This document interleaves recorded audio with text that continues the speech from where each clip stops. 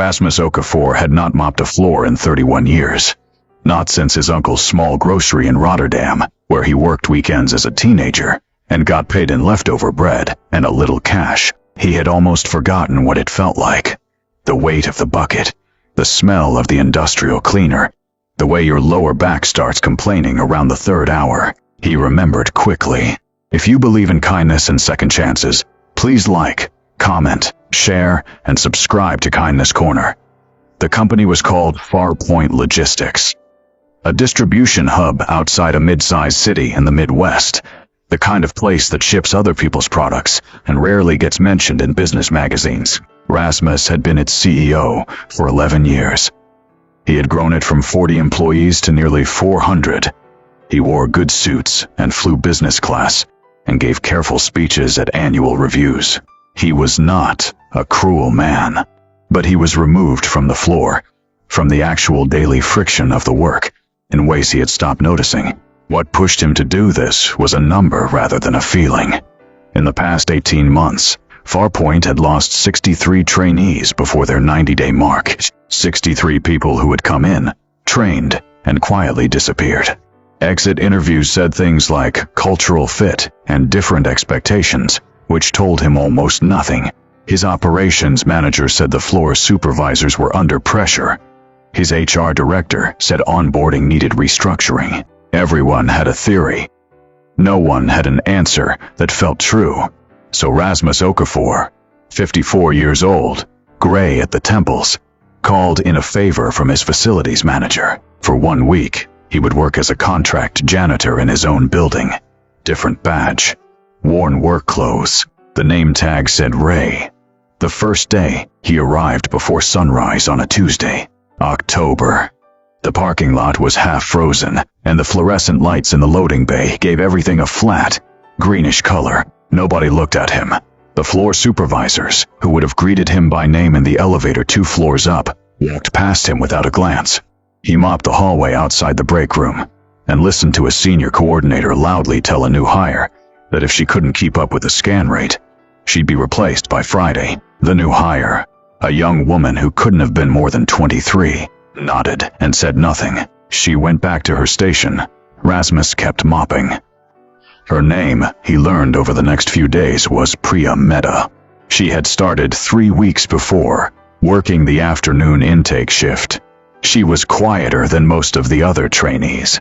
Not timid exactly, but careful. She watched how things worked before she asked questions, which seemed to irritate her team leader, who apparently preferred fast answers over accurate ones.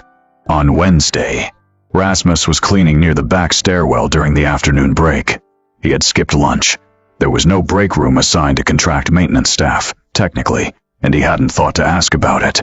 He was just tired and leaning against the wall eating a granola bar from his jacket pocket when Priya came down the stairs with her lunch bag. She stopped when she saw him, not in a dramatic way. She just looked at him for a second, the way people look when they're actually paying attention. "There is a better place to sit," she said. "Around the corner, past the sorting dock. There is a bench. Nobody bothers you there." He thanked her. She said it was nothing and kept walking. The next day, she brought 2 containers of food. She set one near him without making a production of it. "I always make too much rice," she said, and went back to her station. He sat on the bench she had told him about and ate dal and rice from a plastic container with a blue lid. And he thought about 63 people who had left. What he noticed about Priya was not that she was exceptionally heroic. She wasn't. She forgot to log a pallet transfer on Thursday, and her supervisor pointed it out in front of 3 people, and she went pink and apologized twice. She made small errors. She was learning. But she said good morning to the other janitor, a man named Wendell, who had worked there 9 years, every single day, and meant it. When a new trainee on Friday looked lost near the return station, Priya walked over and helped him without being asked, even though it wasn't her area. She didn't do it to be seen. She did it because someone being lost bothered her more than minding her own business did. By Friday afternoon, Rasmus had filled 2 small notebooks with observations that would never make it into an HR report.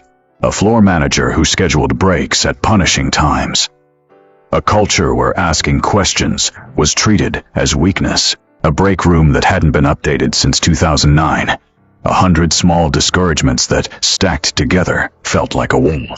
He put the mop away for the last time at 4 o'clock, changed in the facility's locker room, and drove home. His back hurt. His feet hurt.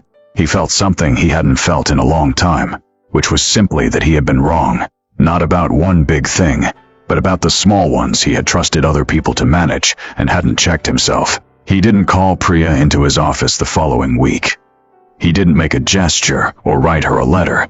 What he did was spend November changing 6 specific things: scheduling, break room access, how supervisors were evaluated, a simple 2-week buddy system for trainees, and the feedback forms that trainees filled out, which had previously gone to HR and were now going to him directly, unfiltered.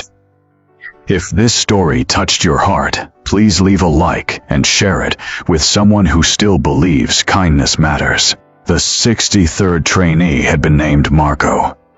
He had left after 18 days. When Rasmus looked at his exit notes afterward, it said, "Didn't feel welcomed."